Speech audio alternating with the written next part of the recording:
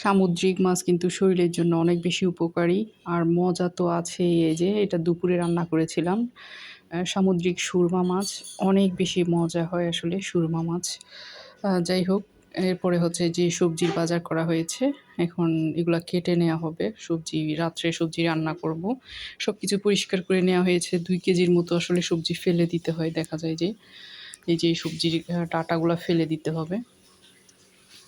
দুপুরে খাওয়া-দাওয়ার পর আমার হেল্পিং হ্যান্ড একটু হাঁড়ি পাতিলগুলা ধুয়ে নিচ্ছে আর আমিও আমার কাজ করে নিব। আমিও একটু চা-টা বানিয়ে নিচ্ছি।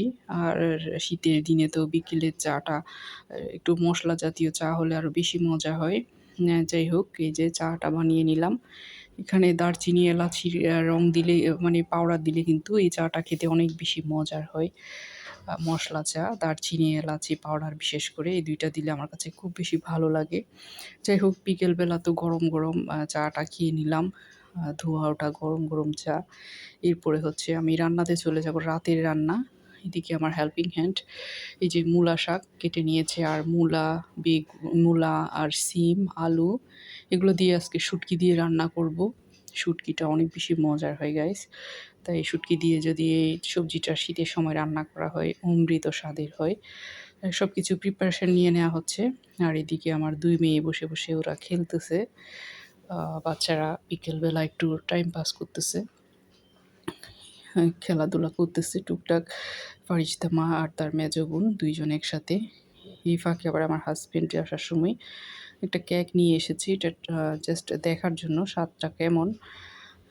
এরপরে হচ্ছে চা পাতি, এই যে রেগুলার যে চা পাতি আনা হয় সেগুলো আর কি। ওখান থেকে চা পাতি এটাও নিয়ে আসলো। সাথে হচ্ছে ডিম। ডিমও এখনও অনেক দাম, ৳১৩০, কমে নাই।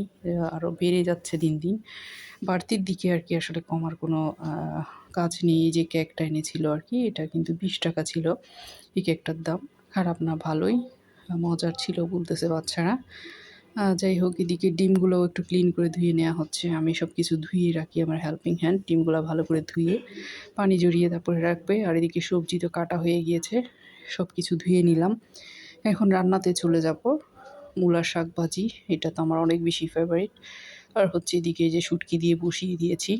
মূলা, আলু আর হচ্ছে সিম দিয়ে, এটা অনেক বেশি মজার হয়। কার, কার পছন্দ শুটকির তরকারি? আমার তো অনেক বেশি পছন্দ। আর শীতের সময় তো বেশি মজা হয় শুটকির তরকারি।